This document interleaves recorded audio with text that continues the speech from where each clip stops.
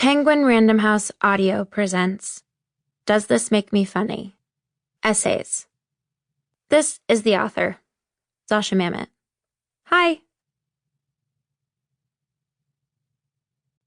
To all the good souls who have made my life better for their presence in it, you know who you are. This is for you. XX. I fear I am a relic, and I have misplaced my tambourine. Mother Superior, Sister Act. Introduction. Ghost Light. My mother likes to say that I was born on stage. She was pregnant with me during a production of The Cherry Orchard, so technically that was my first job. There are photographs of her sitting in a rocking chair, long, curly, strawberry blonde wig falling around her shoulders, and my tiny form kicking somewhere inside her stomach. Growing up, I loved that idea, that my cells were forming themselves on stage in front of an audience while my mother said some of the finest theatrical words ever written. That theater was infused into my bones. That I was born to be an actress. I loved the romance of this notion, and the thought that if I was incubated under the ghost light, perhaps I wasn't just born, but destined to be an actress. This fantasy has brought me solace during many dark nights of the soul, because you can't be denied your destiny, right? Don't worry, I am very aware of how delusional this sounds.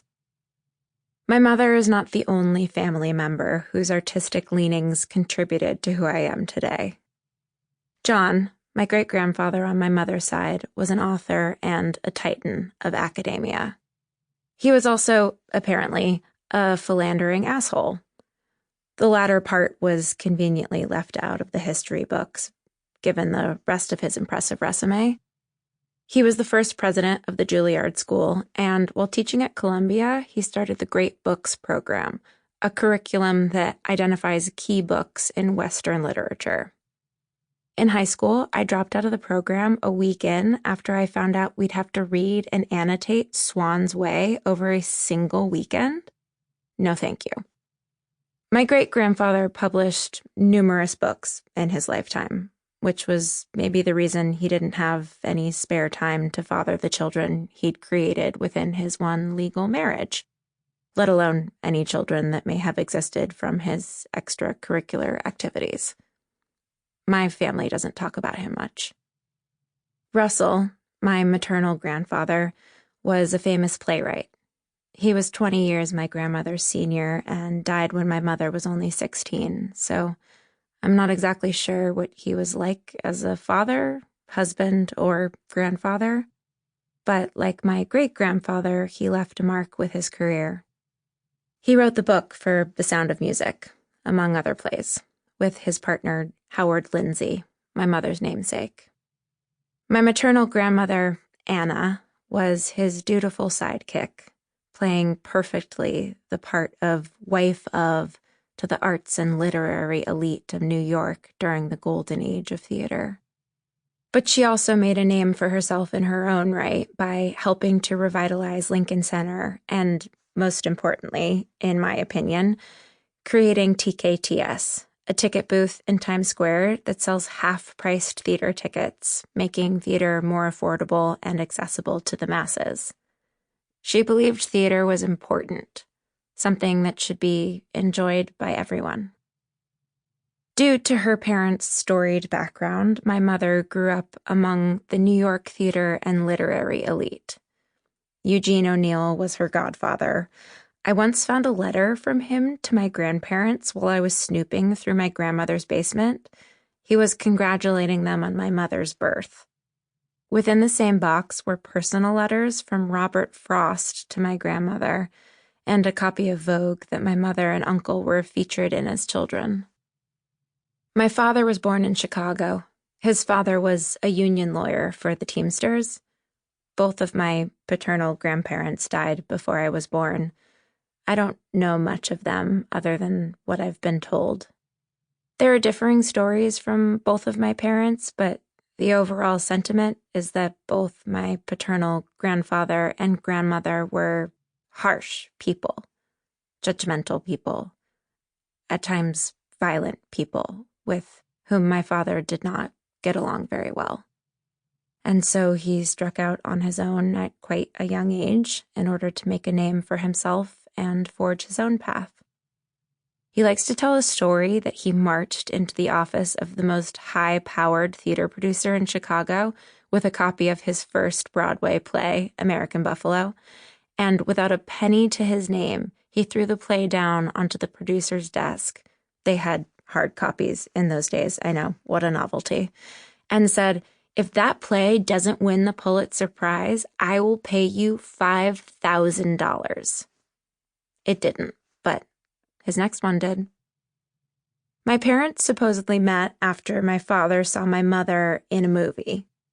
He rushed over to his friend's dressing room at whatever Broadway house he was working at and said, "I just saw the woman I'm going to marry in a film. Her name is Lindsay Krause." And his friend said, "Well, if you want to get in touch with her, she's at my apartment right now because we're dating." The details are fuzzy from there, but they fell in love hard and fast and were married 6 months later. Relationships are hard. Marriage is hard.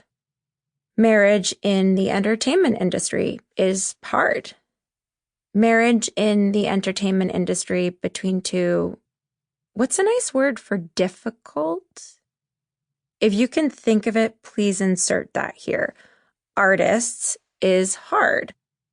I love my parents, but I cannot imagine being married to either one of them.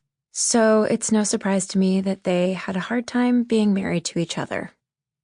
I came later on in their marriage, and their divorce was finalized before my first birthday. I have no recollection of them together, which to me is a blessing. There's nothing to compare it to. There is no nuclear family unit that I'm missing because I never had one. We all lived in Cambridge, Massachusetts for a while until my mother moved my sister and me out to Los Angeles when I was 5, and time with my father was relegated to his sporadic visits at the Bel Air or the Beverly Hills Hotel. We'd spend hours in the pool and order room service and eat Toblerone from the minibar. I loved my father, but I saw him rarely.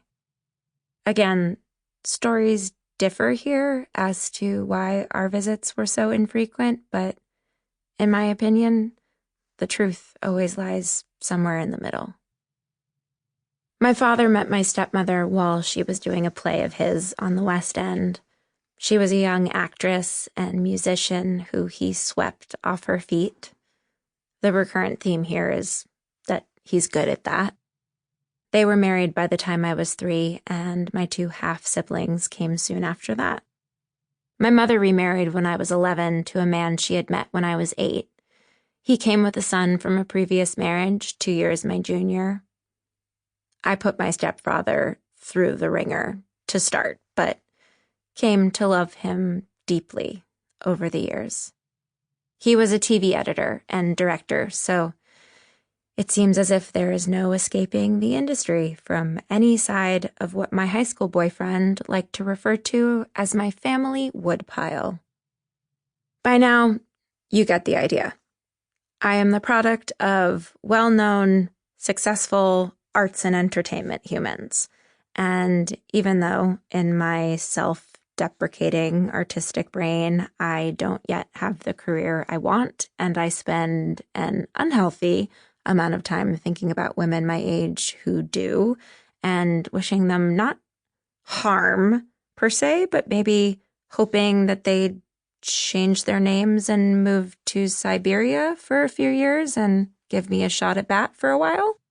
To most people, I have had a very successful career for which I am eternally grateful. One could also say this lineage makes me a nepo baby. That being said, there are many successful actresses out there, far more beautiful and interesting. Sample complete. Ready to continue?